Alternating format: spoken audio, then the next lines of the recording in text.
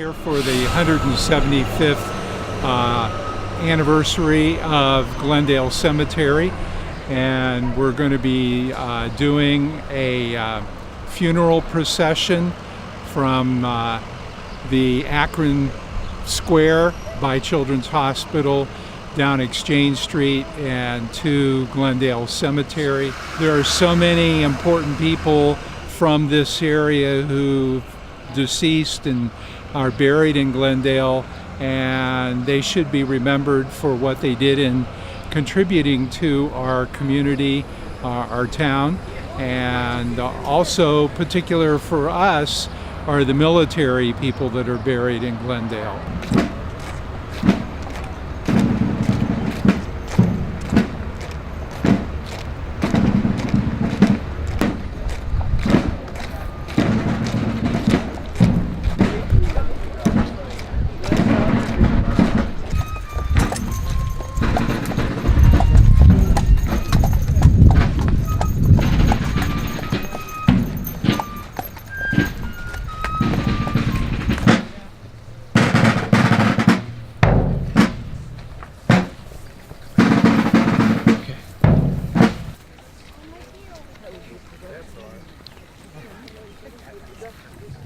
Glendale Cemetery is the final resting place of more than 38,000 individuals, many of whom were leaders of Akron over the past 175 years. And those interred here represent a veritable who's who of the community. Their names are reflected in the names of our streets, our schools, our parks throughout Summit County. F.A. Seiberling, the founder of Goodyear, is buried here, as is John R. Buchtel, the founder of the University of Akron. Ferdinand Schumacher, the founder of the American cereal industry, and Quaker Oats is remembered here. I think for all of us, maybe watching that horse-drawn carriage pull up this morning reminded us of really how long Glendale has been an asset to this community. The monuments and mausoleums stand for expressions of grief, to be sure.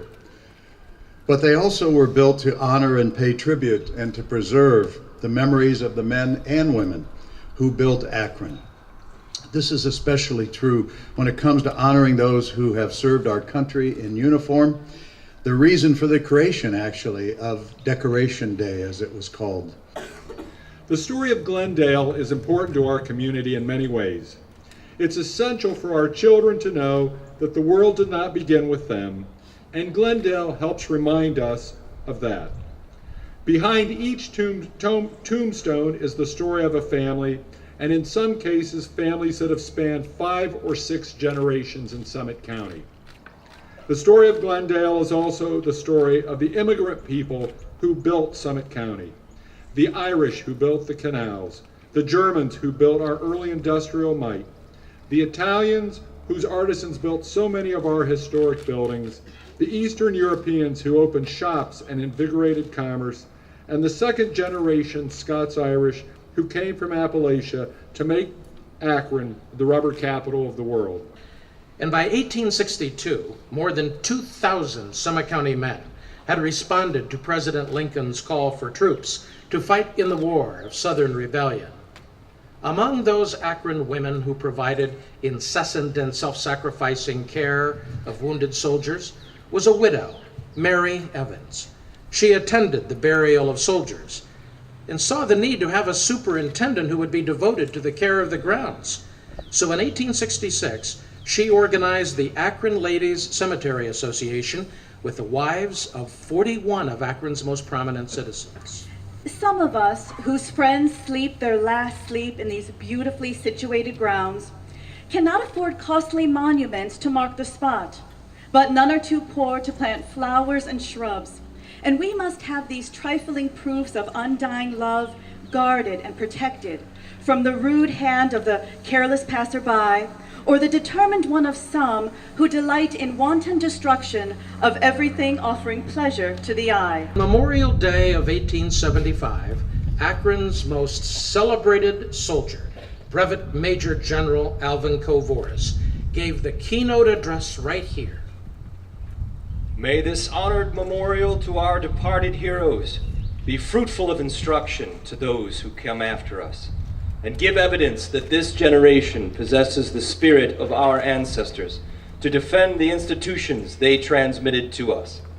May we go hence, resolutely determined to make, persevere, and transmit to the future the best human institutions that ever mankind devised, and blessed will be our memory. Dedication of the chapel in 1875, Colonel Simon Perkins, who had been president of the cemetery board for 41 years, gave the dedicatory address. We accept this beautiful and sacred trust confided to us, this fitting memorial erected to the memory of loved ones who were offered as a sacrifice on the altar of our country. The Cemetery Association will preserve it as a sacred and loving tribute to our sons, whose sacrifice was made for us and for our children after us. For Akron's first pharmacist, Dr. Jedediah Cummins, when his youngest son died at the age of 20, that was too much to bear. The one burial ground that we had was unsuitable. It was wet, and the water stood in the graves to the depth of 6 inches. I could not endure the thought of making this the last resting place of one who was so dear to me. I caused the remains of my loved one to be enclosed in spirits in a cask, and I kept them in my own dwelling for more than a year. Today, each one of us is a soldier, armed not by a rifle, bayonet, or cannon fire, but by words written long ago. I have fought the good fight. I have finished my course. I have kept faith. On this historic occasion, as the coffin of a Union soldier is now entrusted to us, we commemorate and we honor on Decoration Day all American military who with courage and character paid the ultimate sacrifice that this nation, as Abraham Lincoln proclaimed, shall have a new birth of freedom.